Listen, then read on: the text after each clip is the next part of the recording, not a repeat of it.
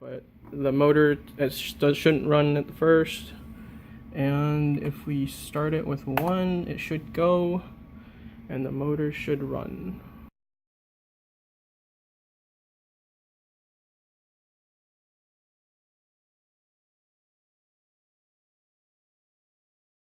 Yeah, it's running, and then if we stop it with the proximity sensor, it should stop, and then go.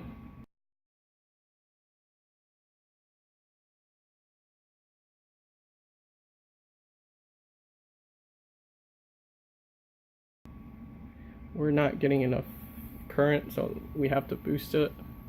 And then now if I hit 2 to stop, it should stop.